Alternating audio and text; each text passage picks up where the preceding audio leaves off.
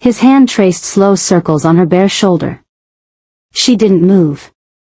Didn't want to. The silk sheets were cool against her skin, but his touch was warm, dangerously warm. The kind of warmth that made her forget she wasn't supposed to be here. That she was just a maid.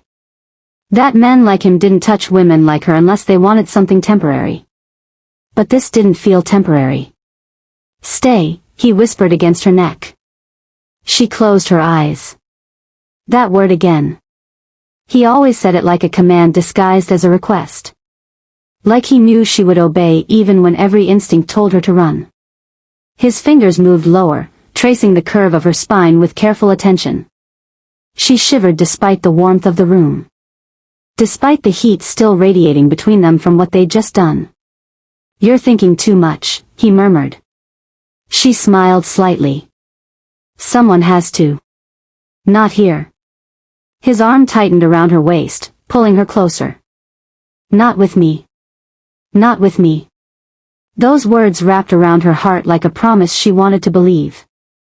But as her hand rested against his chest, her fingers brushed something unexpected. His wrist.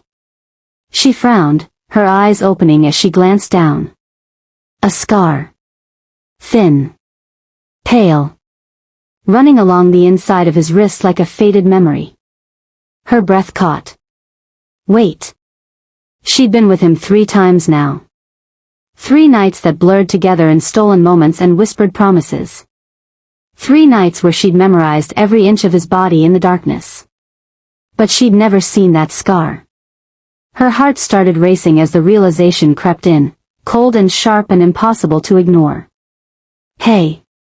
His voice broke through her thoughts. What's wrong? She looked up at his face. The same face she'd kissed an hour ago. The same dark eyes that watched her like she was the only thing in the world that mattered. But that scar. Nothing, she lied, her voice barely steady. The door opened. Her entire body went rigid. The man beside her, the one whose name she still didn't know, didn't flinch. He just pulled the sheet higher over her exposed skin, his hand possessive on her hip. Protective. You're in my room. The voice came from the doorway. Cold. Controlled. Identical. No. No, no, no. She turned her head slowly, her breath caught somewhere between her lungs and her throat. The same face. The same sharp jawline. The same dark eyes. The same dangerous presence that had pulled her into this bed an hour ago. Except, he was standing in the doorway. And the man beside her, the one still holding her, was still here. Her mind scrambled for an explanation. A twin. Of course. She'd heard the rumors. The feared Korean Mafia twins who ran this house like an empire. She'd just never seen them together. Never realized. Oh God. What? Her voice came out broken, barely a whisper. What's happening? Neither brother answered. They just stared at each other across the room, silent, lethal, waiting. The man in the doorway stepped inside and closed the door behind him with a quiet click that felt like a threat. His eyes moved from his brother to her, slow and deliberate. So this is where you've been. The brother beside her, the one still touching her, didn't move his hand. She's not your concern. She's in my room, the other repeated, his voice dangerously soft. That makes her my concern. Her heart was pounding so hard she thought it might break through her ribs. She tried to sit up, but the man beside her tightened his grip. Don't, he said quietly. Just one word. But it felt like a warning. The brother in the doorway tilted his head slightly, his gaze never leaving hers. Did he tell you his name? She opened her mouth. Closed it. Shook her head. A slow, bitter smile curved his lips. Of course he didn't. Enough. The man beside her finally moved, sitting up but keeping himself between her and his brother.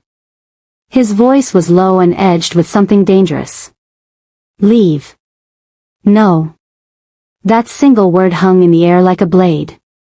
The brother in the doorway walked closer, slow, controlled, predatory. He stopped at the edge of the bed, looking down at her with an expression she couldn't read. "Let me guess," he said softly. He was gentle. "Careful. Made you feel safe." She couldn't breathe. "He does that." His eyes flicked to his brother, cold and knowing. "It's his specialty." The man beside her stood abruptly, his body tense. "Get out." But the other brother didn't move. He just kept staring at her, his voice dropping lower. "Tell me something." He leaned closer, and she pressed back against the headboard instinctively.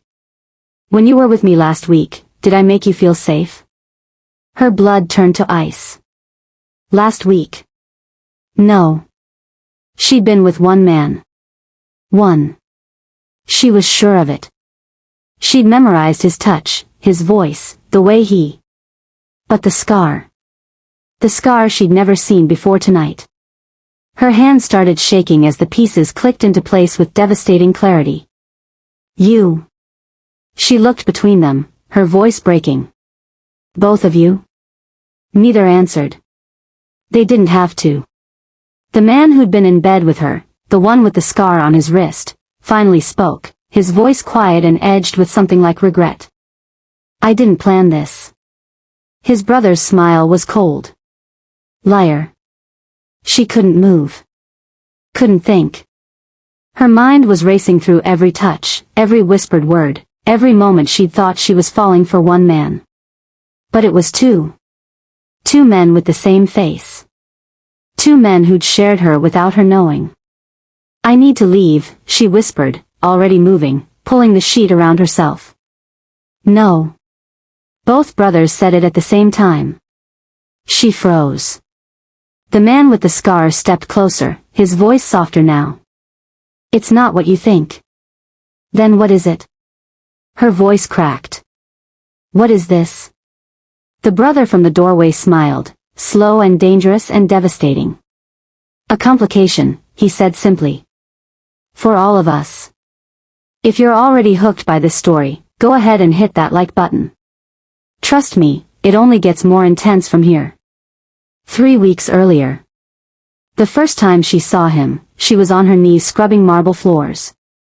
It wasn't glamorous work. It wasn't meant to be. She was one of 12 maids in the massive Seoul estate, a sprawling mansion that belonged to a family no one talked about directly. The kind of family whose name appeared in whispered conversations and fearful glances. Mafia. That's what the other staff called them when the walls felt safe enough. Korean Mafia royalty. And she, a black woman from a small town who'd come to Korea chasing dreams that had long since faded, was just another invisible servant keeping their world pristine. That morning, the head housekeeper had been particularly cruel. "You missed a spot." The older woman's voice had been sharp as glass. "Do it again." All of it. She'd bitten back tears and started over, her knees aching against the cold floor. That's when she heard footsteps. Expensive shoes on marble. She kept her head down. Rule number 1, never look the family in the eye. Especially not the sons. The footsteps stopped.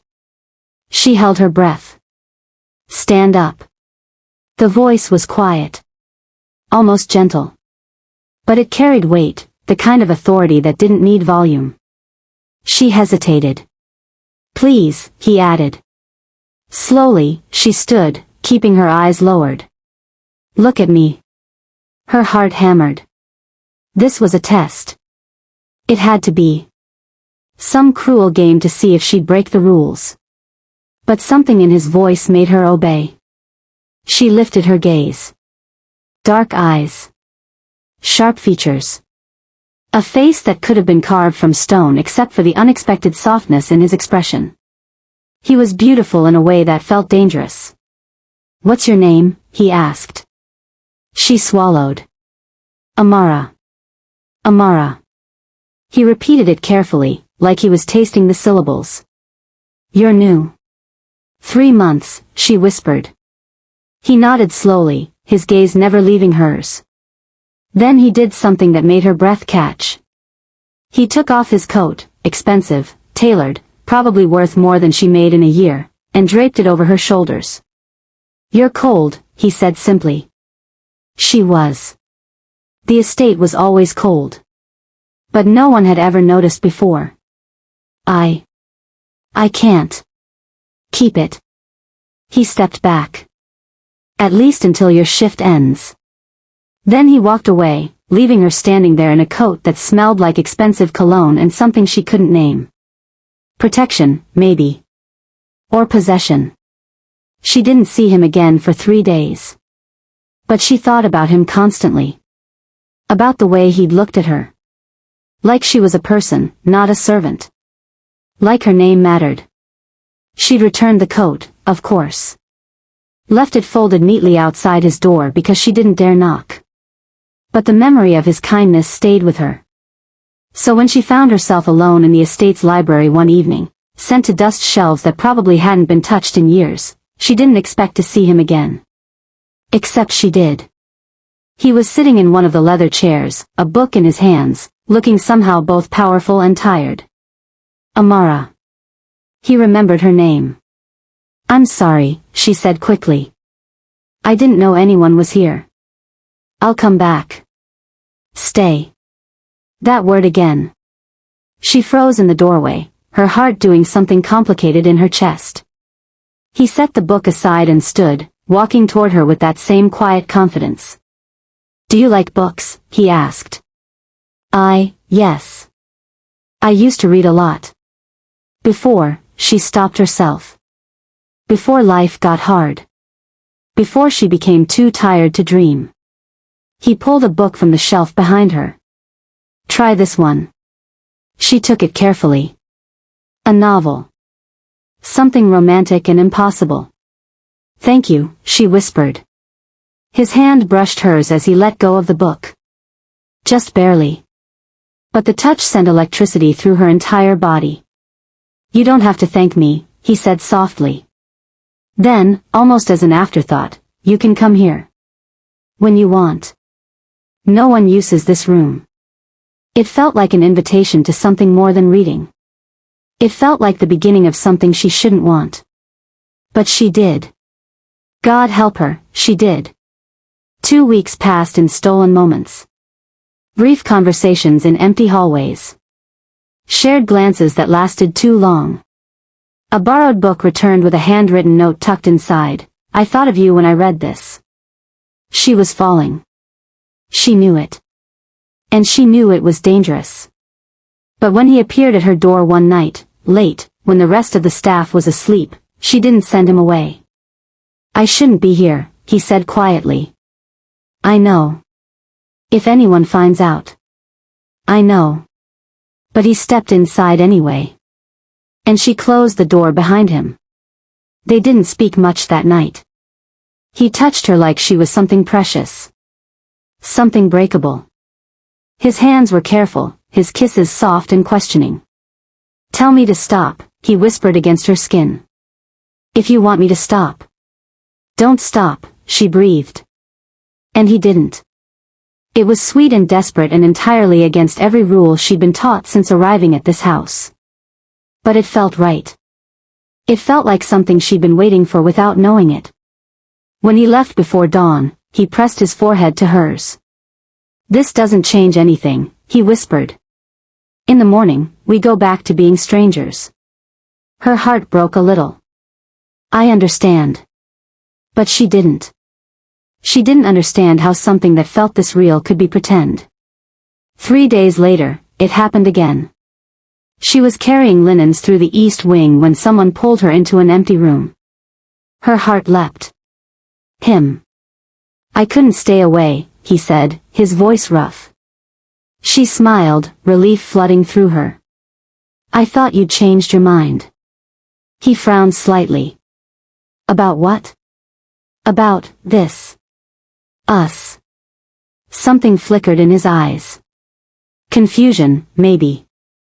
But then it was gone, replaced by something darker. More intense. "I don't change my mind," he said. And then he kissed her. But it felt different. His touch was more demanding. More possessive. Less careful. She told herself it was just nerves. That he was being cautious before and now he felt more comfortable. But when he traced his fingers along her jawline, something the other version of him had never done, doubt crept in.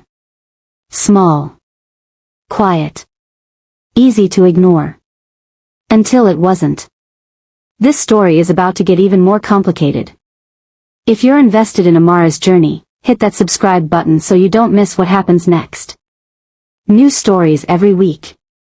It was the scar that confirmed it. That night, the night the door opened and she saw both of them together, was the night everything clicked into place. Every inconsistency. Every moment where his behavior didn't quite match. Every time she'd felt like she was talking to two different people. Because she was. She'd fallen for both of them. And neither had told her the truth. She stood in that room, wrapped in a sheet, staring at two identical faces. The man with the scar on his wrist, the one who'd been gentle, careful, protective.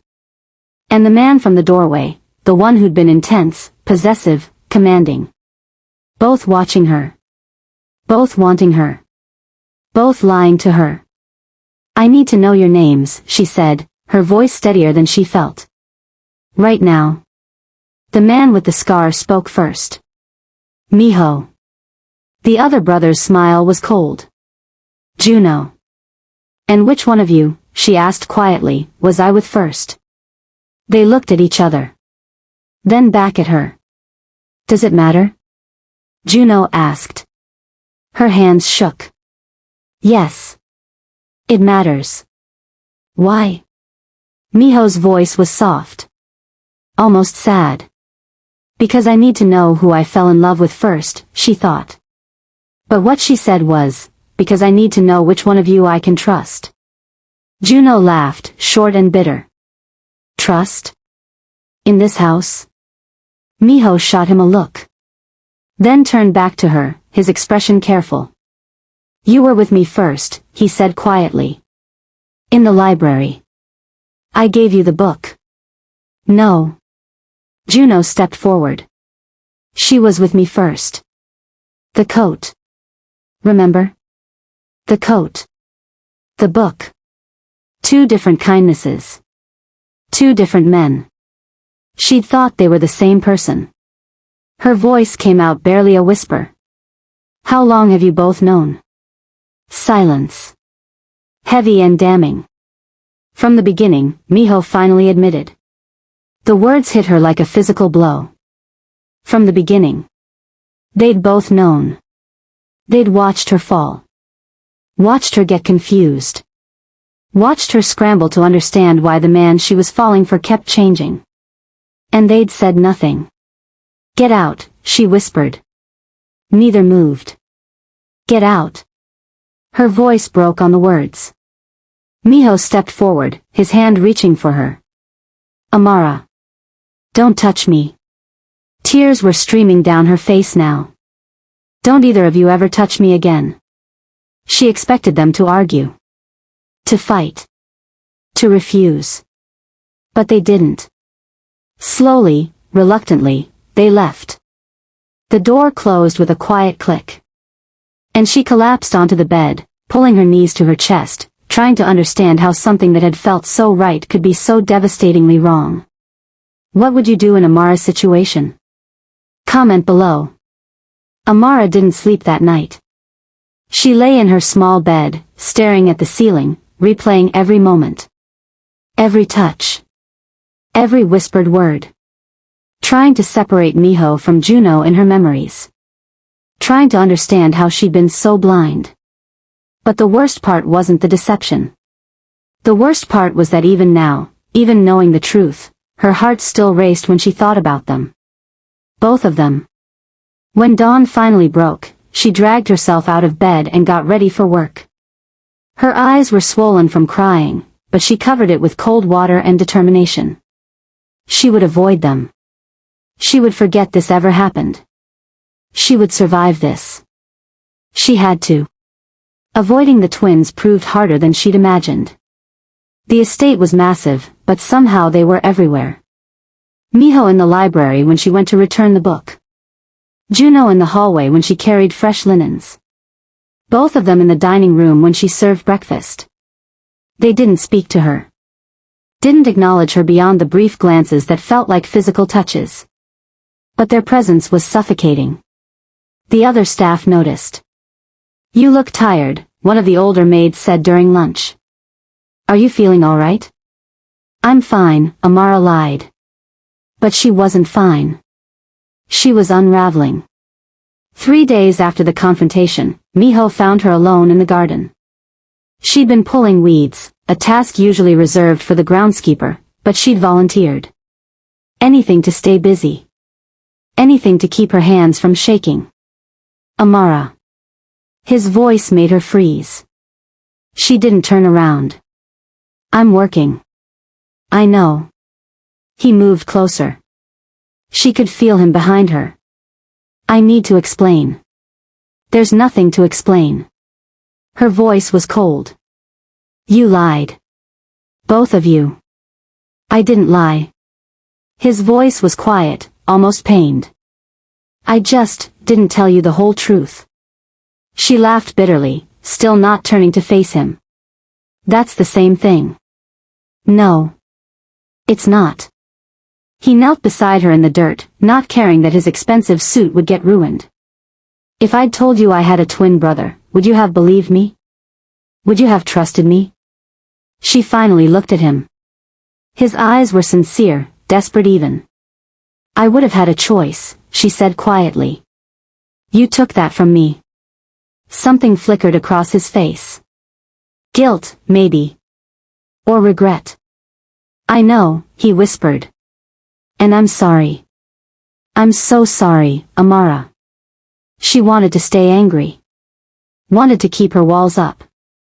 But the way he looked at her, like she was the only thing that mattered, made her defenses crack. "Why didn't you tell me?" she asked, hating how her voice broke. "After the first time. After the second. Why keep lying?" Minho's jaw tightened. "Because I was selfish. Because the thought of sharing you, even with my own brother, made me sick. Because I wanted you to be mine and mine alone." The honesty in his words hit her harder than any lie could have. "But I'm not yours," she said softly. "I'm not anyone's." His hand reached for hers, stopping just short of touching. "You could be." Her heart stuttered. "Minho." "I know it's complicated," he continued quickly. "I know Junho feels the same way I do. I know this is impossible. But I can't just walk away from you." She pulled her hand back, standing up. "You're going to have to. Amara. Please." She closed her eyes. "Just leave me alone. Both of you." When she opened her eyes again, he was still kneeling in the dirt, watching her with an expression that looked like heartbreak. But he stood. And he left. And she hated how much it hurt to watch him go. That evening, Junho cornered her in the wine cellar. She'd been sent to retrieve a specific vintage for dinner, a task that required going to the deepest, darkest part of the estate. She should have known he'd follow. "You're avoiding me," he said from the shadows. She jumped, nearly dropping the bottle. "I'm avoiding both of you." He stepped into the dim light. Where Minho had looked apologetic, Junho looked angry. Not at her. At the situation. "My brother came to you today," he said. It wasn't a question. She didn't answer. Junho moved closer, his presence filling the small space. "Let me guess." He apologized. "Told you he was selfish. Promised you it could work." Her silence confirmed it. His laugh was sharp. "Of course he did. That's Minho's specialty. The gentle approach. The emotional manipulation disguised as honesty." "And what's your specialty?" she shot back, finding her courage. "Intimidation?" Something flickered in his eyes. "Respect, maybe." "Honesty," he said simply. "Real honesty. Not the pretty version my brother sells. Then be honest. She crossed her arms. Why did you do it? Why pursue me when you knew Minho was already? Because he doesn't deserve you. The words hung between them, sharp and certain. That's not for you to decide, she said quietly. You're right. He stepped closer, close enough that she could feel the heat radiating from his body. It's for you to decide. But you need all the information first. What information?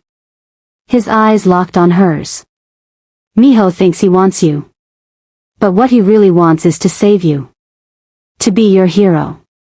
It's what he does. He finds broken things and fixes them. The words stung because there was truth in them. And you? She asked, her voice barely above a whisper. What do you want? You. Simple. Direct. Devastating. Not some version of you. Not a project. Just you. Complicated. Messy. Real. Her breath caught. This was worse than Minho's apology. Because this felt true. I can't do this, she whispered. I can't choose between you. Then don't. His hand cupped her face, thumb brushing her cheek. Choose yourself. Walk away from both of us. Is that what you want? His smile was bitter. What I want doesn't matter. What matters is what you need. He dropped his hand and stepped back.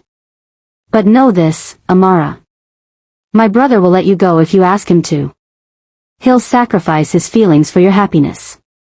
He turned to leave, then paused at the doorway. I won't. Mrs. Choi had worked at the estate for 30 years. She'd seen everything. Which is why, when she pulled Amara aside during evening cleanup, Amara knew it was serious. Come with me, the older woman said quietly. We need to talk. They went to Mrs. Choi's small office, a cluttered space filled with cleaning schedules and inventory lists. Mrs. Choi closed the door. Sit. Amara sat. The housekeeper studied her for a long moment, her expression unreadable. You're involved with them, she finally said. Not a question. Amara's face flushed. I don't know what you... Don't lie to me, child. Mrs. Choi's voice was sharp but not unkind. I've been watching you. And I've been watching them. The way they look at you. The way you've been falling apart this past week. Amara's hands twisted in her lap. It's over. Whatever it was, it's done. Is it? Mrs. Choi leaned forward. Because from where I'm standing, it's just beginning. What do you mean? The older woman sighed heavily. You're not the first, you know. There was another girl. 5 years ago. A maid, like you. Beautiful. Kind. She caught their attention. Amara's blood ran cold. What happened to her? She disappeared. Mrs. Choi's voice was flat. One night she was here. The next morning, gone. No goodbye. No explanation. Just, gone. You think they... No. Mrs. Choi shook her head quickly. They didn't hurt her. But their father did. He sent her away. Paid her off. Made sure she understood that someone like her had no place in this family. The words settled like stones in Amara's stomach. You need to understand something, Mrs. Choi continued. Those boys, they're good men, despite everything. Despite their father, despite this life they were born into. But they're also trapped. Trapped how? By duty. By blood. By a system that doesn't allow them to choose their own path. She paused. And if you get caught between them, if you become a point of contention between brothers in a family like this, you won't survive. Not here. Amara's throat tightened. Are you telling me to leave? I'm telling you to be careful. Mrs. Choi's eyes were sad. I'm telling you that love isn't always enough. Especially not in this house. After that conversation, Amara tried harder to create distance. She requested different shifts. She avoided the areas of the house where the twins spent time. She kept her head down and her heart locked away. For 2 weeks, it worked. Sort of. She still saw them.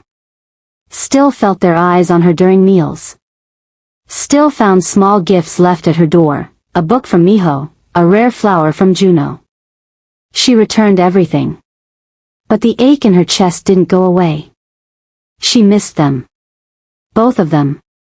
Which made her feel weak and stupid and utterly lost. It started with nausea. Subtle at first.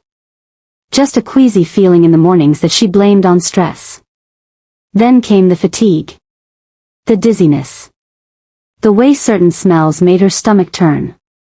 She ignored it for a week. But when she found herself throwing up in the staff bathroom for the 3rd morning in a row, one of the other maids, a kind woman named Sophie, knocked on the stall door. "Amara? Are you okay?" "I'm fine," she lied, wiping her mouth with shaking hands. "Just a stomach bug." Sophie was quiet for a moment. Then, gently, "When was your last period?" The question hit like a punch to the gut. Amara's mind raced back. 6 weeks. No. No, no, no. Her voice came out strangled. "I need to go." She stumbled out of the bathroom, Sophie calling after her, but she didn't stop. She went straight to her room, locked the door, and collapsed on her bed. This couldn't be happening. Not now. Not like this. She bought the pregnancy test in a pharmacy 3 miles from the estate. Wore a hood. Paid in cash. Avoided eye contact with everyone. Back in her room, hands shaking, she took the test. 2 minutes. That's all it took. 2 minutes for her entire life to change. 2 pink lines. Positive. She stared at it until the lines blurred through her tears. Pregnant. She was pregnant. And she had no idea which brother was the father. Amara sat on the floor of her bathroom, test still in her hands, trying to do the math. First time with Minho, 6 weeks ago. First time with Junho, 5 weeks ago. The timeline overlapped too much. There was no way to know. Not without a test. Not without telling them both. Her hands moved to her stomach, still flat, still unchanged. But inside, a life was growing. Half hers. Half, whose? The gentle twin who'd given her books and soft kisses? Or the intense one who'd touched her like she was something he'd been searching for his whole life? A sob broke from her throat. She'd been so stupid. So reckless. And now she was going to pay for it. They all were. Before we move to the final act, pause here and comment. What would you do in Amara's situation? Tell both brothers? Choose one? Run away? Your comments help shape future stories. She couldn't run. She had no money. No family in Korea. Nowhere to go. She couldn't hide it forever. Eventually, they'd all know. Which meant she had to tell them. But how? How do you tell 2 men, 2 brothers, that you're carrying a child that could belong to either of them? Amara spent 3 days agonizing over it. 3 days of morning sickness and terror and spiraling thoughts. On the 4th day, she made a decision. She would tell Minho first. Not because she loved him more. But because she trusted him to react with something other than anger. She needed gentleness right now. She needed someone to tell her it would be okay. Even if it was a lie. She found him in the library. Of course she did. That's where it had all started. He looked up when she entered, surprise and hope flashing across his face. Amara. She closed the door behind her. Her hands were shaking. I need to talk to you, she said quietly. He stood immediately, concern replacing hope. Are you all right? You look. I'm pregnant. The words fell between them like stones. Minho went completely still. What? I'm pregnant, she repeated, her voice steadier this time. 6 weeks. Maybe 5. I don't know exactly. His eyes searched hers, and she saw the moment realization hit. You don't know which one of us? No. Her voice broke. I don't know. The silence stretched long and heavy. Then Minho moved. In 3 strides he was across the room, pulling her into his arms. She hadn't expected that. She'd expected questions. Accusations. Maybe anger. But not this. Not him holding her like she was something precious that might break. It's okay, he whispered against her hair. It's going to be okay. How? She choked out. How is any of this okay?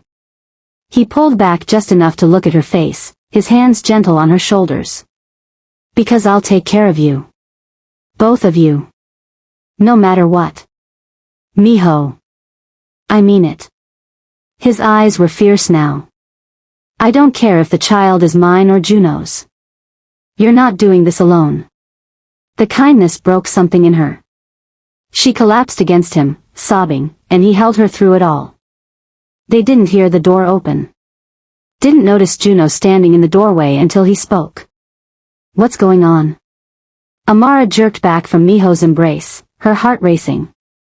Junho's eyes moved between them, sharp and assessing. Amara? His voice was careful. Controlled. What happened? She couldn't speak. Couldn't make her voice work. Minho's hand was still on her back, steadying her. She's pregnant, he said quietly. Junho's entire body went rigid. What? She just told me. The timeline. Minho's voice was steady, but Amara could feel the tension in his body. It could be either of us. For a long moment, Junho didn't move. Didn't speak. Just stared at Amara like he was seeing her for the first time. Then, slowly, he walked into the room and closed the door behind him. How far along? He asked. 6 weeks, Amara whispered. Maybe 5. Junho's jaw clenched. His hands curled into fists at his sides. But when he spoke, his voice was surprisingly gentle. Have you seen a doctor? She shook her head. You need to. He looked at Minho. She needs proper care. Immediately. I know.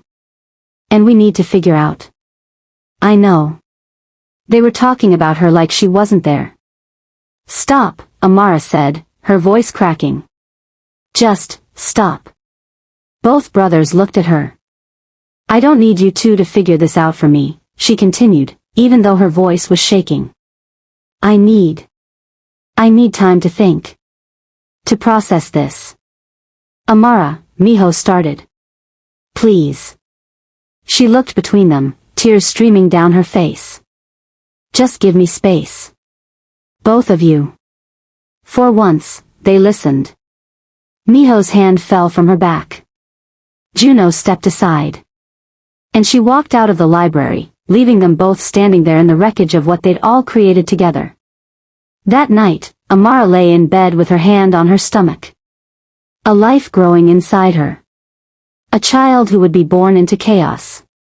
Who would belong to a family torn apart by secrets and desire and impossible choices. She didn't know what to do, didn't know how to fix this. All she knew was that everything had changed. And there was no going back. The stakes just got real. Hit that subscribe button because you do not want to miss the conclusion of this story. The DNA test. The twin war. And a twist you won't see coming. For 3 days, the twins didn't speak to each other. Amara knew because the entire household could feel it. The tension was suffocating. Staff whispered in corners. Meals were served in heavy silence. Even Mrs. Choi looked worried. The brothers who'd been inseparable their entire lives, who'd shared everything, including her, were now on opposite sides of an invisible war. And she was the battlefield. Amara tried to stay invisible. She kept to her duties, avoided common areas, and pretended her world wasn't falling apart. But on the fourth day, everything changed. Mrs. Choi found her in the laundry room. "The brothers want to see you," she said quietly. "Both of them. In the study. Now." Amara's hands stilled on the sheets she'd been folding. "I don't think. It wasn't a request, child." Mrs. Choi's expression was sympathetic but firm. "Whatever's happening between you three, it needs to be resolved. Before their father returns." The mention of their father sent ice through Amara's veins. "He doesn't know, does he?" Mrs. Choi's silence was answer enough. "How long do I have?" Amara whispered. "He returns from Beijing in 5 days." The older woman's hand touched her shoulder briefly. "Whatever you're going to do, you need to decide soon."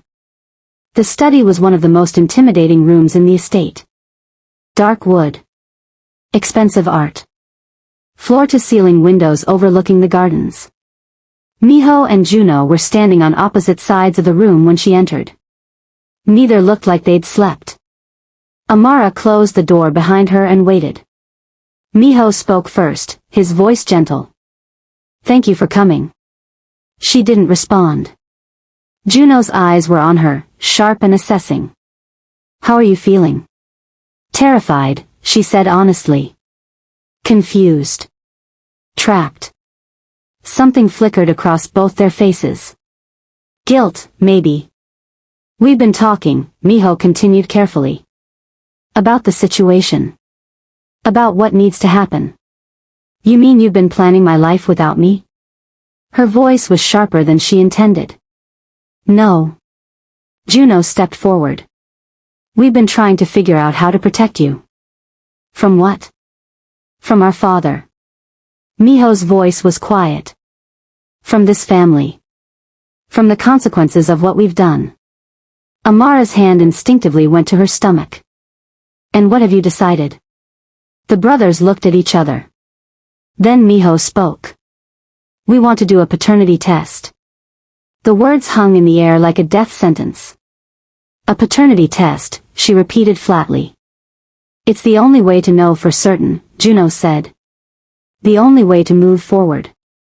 "Move forward to what?" Amara's voice rose. "To you discarding me if the baby isn't yours? To one of you claiming ownership and the other walking away?" "That's not," Minho started. "Then what?" She looked between them, tears burning her eyes. "What happens after you know? What changes?" Silence. Heavy and damning. Because they didn't have an answer. Not one that would make this okay. "I need to think," Amara said quietly. "About all of this." "Amara. Please." She held up a hand. "Just, give me time." She turned to leave, but Junho's voice stopped her. "There's something else you should know." She froze, hand on the doorknob. "Our father," Junho continued, his voice carefully neutral. "He's arranged marriages for both of us. Daughters of other families. Alliances that will strengthen our position." The words hit like a physical blow. "When?" she whispered. 6 months, Minho said softly. "We've been trying to delay it, but nothing's changed." Amara's laugh was bitter. "You're still going to marry them. Play your parts. Continue the family legacy." "It's not that simple." "It's exactly that simple." She turned to face them, tears streaming down her face now. "You both knew. From the beginning. You knew this couldn't go anywhere. That I was just, what? A distraction? A rebellion? Something to share before you went back to your real lives?" "No." Minho crossed the room, reaching for her. "You were never just. Don't touch me." She stepped back. "Either of you." The pain in Minho's eyes was devastating. But Junho's expression was different. Angry. Not at her. At the situation. At their father. At the life they were trapped in. You're right, he said quietly. We knew. We knew it was selfish. Reckless. Cruel. Amara stared at him. But we did it anyway, he continued. Because for the first time in our lives, we wanted something that was ours. Not our father's. Not the family's. Just ours. I'm not a thing to be owned, she whispered. No. His eyes locked on hers. You're not. Which is why what I'm about to say is going to sound insane. Minho tensed. Junho. I'm not marrying the woman our father chose. Junho's voice was firm, final. I'm breaking the engagement. The room went silent. You can't, Minho said. Father will. I don't care what father does. Junho turned to his brother. And you shouldn't either. It's not that simple. It is exactly that simple. Junho's voice rose. You can keep playing the dutiful son. Keep sacrificing what you want for what's expected. But I'm done. He turned back to Amara. I'm done pretending this doesn't matter. That you don't matter. Amara couldn't breathe. Junho, Minho's voice was tight. Think about what you're saying. I have. His eyes never left Amara's face. For 3 days, I've thought about nothing else. And I've realized something. He stepped closer. I'd rather lose everything, the family, the money, the power, than lose you. Wait, did Junho just risk everything? Drop a comment right now, is this romantic or reckless? And what do you think Minho will do? For a long moment, nobody moved. Then Minho laughed. Soft. Bitter. Broken. Of course, he said quietly. Of course you do this. Junho's jaw clenched. What's that supposed to mean? You always do this. Minho's voice was steady, but Amara could hear the pain underneath. You make the grand gesture. The big sacrifice. You throw everything away and force everyone else to deal with the consequences. That's not. It is. Minho turned to Amara. And you need to understand something before you make any decisions. He took a breath. My brother is willing to burn everything down for you. And that sounds romantic. It sounds like love. Junho went still. But what happens after? Minho continued. After the money's gone? After the family disowns us? After reality sets in and you're struggling to survive with a baby and a man who's never had to work for anything in his life? Minho, Amara started. I'm not trying to be cruel, he said softly. I'm trying to be realistic. Junho's love is passionate. Intense. All-consuming. But mine? His eyes held hers. Mine is steady. Patient. I will protect you. Provide for you.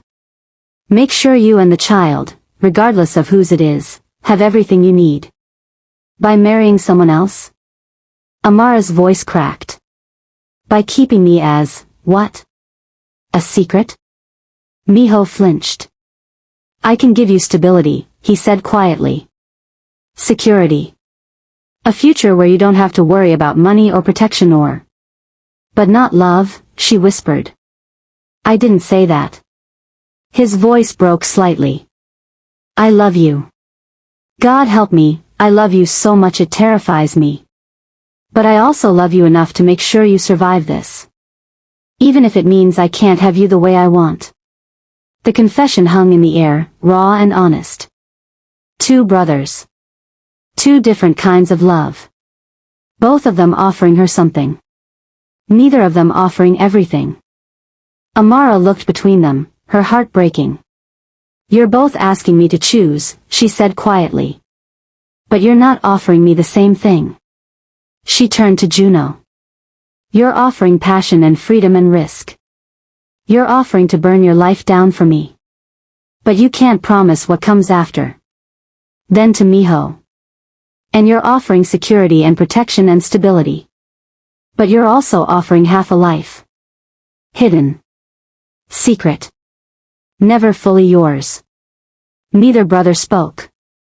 So here's what I'm going to do, Amara continued, her voice steadier now. I'm going to make a choice. But not the one you're expecting. She straightened her shoulders. I'm leaving. What? Both brothers spoke at once. I'm leaving the estate. Leaving this house. Leaving both of you. Amara, no, Minho stepped forward. You can't, Junho said. Where will you go? How will you? I'll figure it out. Her voice was firm. I've survived worse than this. I'll survive this too. But the baby. The baby is mine, she said quietly. And I'll take care of it. Alone if I have to. You don't have to, Minho said desperately. We can. No. She held up a hand. You can't. Because neither of you can give me what I actually need. What's that? Junho asked. A choice that's mine. Her voice broke. Not a sacrifice. Not a compromise. Mine. She turned toward the door. Wait.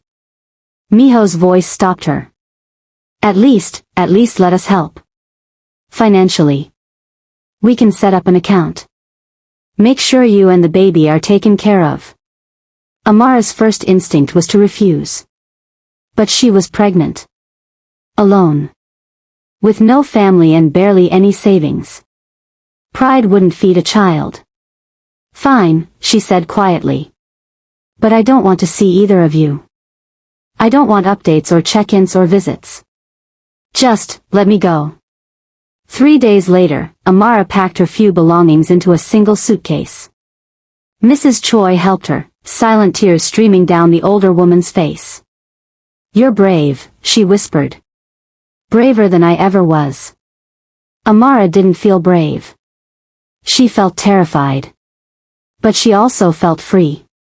For the first time since arriving at this house, she was making a choice that was entirely hers. The car that would take her to a small apartment across the city, paid for by the twins, though she tried not to think about that, was waiting. She took one last look at the estate. At the library where it had all begun. At the garden where Minho had apologized. At the wine cellar where Junho had warned her. Then she got in the car and didn't look back. 4 months later. Amara's life had become quiet. Simple. She worked remotely, freelance translation work that let her stay home as her pregnancy progressed. The apartment was small but comfortable. The money the twins had provided sat mostly untouched in an account, used only for necessities and medical bills. She'd made friends with her neighbor, an elderly Korean woman who brought her soup and didn't ask questions. She attended prenatal appointments alone. Built furniture alone. Prepared for motherhood alone. It was lonely. But it was hers. And slowly, she was learning to be okay with that. The letter arrived on a Tuesday morning. Expensive stationery. No return address. Her hands shook as she opened it. Inside was a single page, handwritten in elegant script. Amara. I know you said you didn't want contact. I'm respecting that wish by not appearing in person. But there's something you need to know. We did the DNA test. Her breath caught. 2 weeks after you left, Junho and I went to the hospital. We gave blood samples. We needed to know. Her hands were shaking now. The results came back yesterday. A pause in the writing, like he'd hesitated. The baby is mine. Tears blurred the words. But that's not why I'm writing. I'm writing because Junho and I have spent the last 4 months talking. Really talking. About you. About us. About what we did and what we should have done. And we've realized something. It doesn't matter whose DNA the baby carries. What matters is that we both love you. We both want to be there. For you and for the child. Junho has broken his engagement. I'm breaking mine. We've left the estate. Left our father. Left everything. We're not asking you to choose between us anymore. We're not asking you to sacrifice or compromise. We're asking if there's any chance, any possibility, that you might let us try to do this together. All three of us. I know it sounds impossible. Unconventional. Maybe even crazy. But so was everything else about us. You don't have to answer now. Or ever, if you don't want to. But know that we're here. Both of us. Waiting. Hoping. Yours. Minho. P.S. Junho wants you to know he's learned to cook. Badly. But he's trying. P.P.S. I want you to know I still have the book I gave you. The one you never returned. I read it every night and think of you. Amara read the letter 3 times. Then she folded it carefully and set it on her small kitchen table. She made tea. Sat in the window. Watched the city move below her. Her hand rested on her swollen belly, feeling the baby kick. Minho's baby. But also hers. And maybe, possibly, Junho's too. Not by blood. But by choice. The idea was insane. Unconventional. Absolutely impossible by any normal standard. But then again, nothing about this had ever been normal. She picked up her phone. Stared at it for a long moment. Then she started typing. I have conditions. The response came within seconds. Anything. She smiled despite herself. First condition, no secrets. Ever. Done. Second condition, we do this as equals. No one makes decisions about my life or my child's life without me. Agreed. Third condition, you have to prove to me that this can work.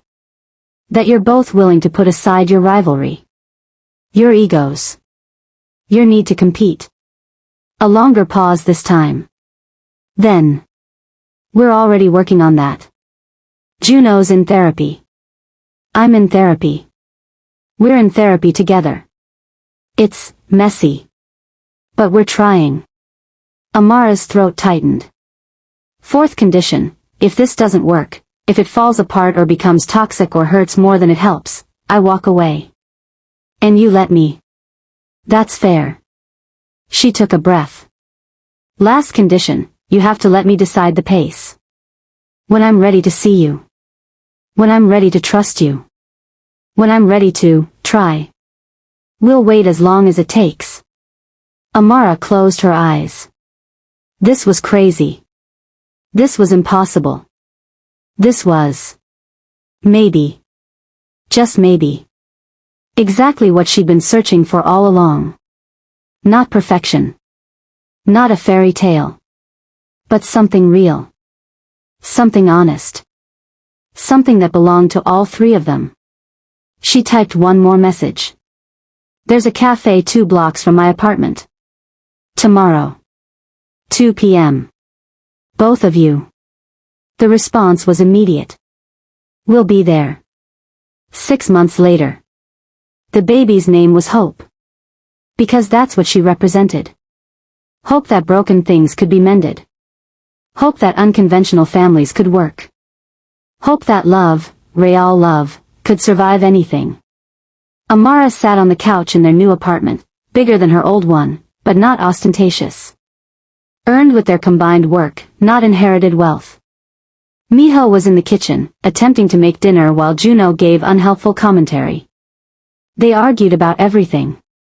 Cooking. Cleaning. Whose turn it was to change diapers. But they also laughed. They also supported each other. They also loved her, and Hope, with a fierceness that sometimes took her breath away. It wasn't perfect. Some days were hard. Some days the old jealousies flared up. Some days Amara questioned whether this could really work long term. But other days? Other days were magic. Like now, watching Minho and Junho fight over whether garlic belonged in pasta sauce while Hope slept peacefully in her bassinet. You're both wrong, Amara called out. The garlic goes in after the onions. Both brothers turn to her. Then to each other. Then they burst out laughing. And in that moment, Amara knew. This wasn't a fairy tale. It wasn't a traditional happy ending. But it was theirs. Complicated. Messy. Unconventional. And absolutely, perfectly, theirs. And that's Amara's story. But this is just the beginning of the Afro-Korea stories on this channel. If you love this journey, smash that subscribe button and turn on notifications. Drop a like if this story had you emotional. And comment below what story you want to hear next. More mafia romance? CEO love stories? Enemies to lovers? Your comments shape what I create next. Thank you for watching, and I'll see you in the next story.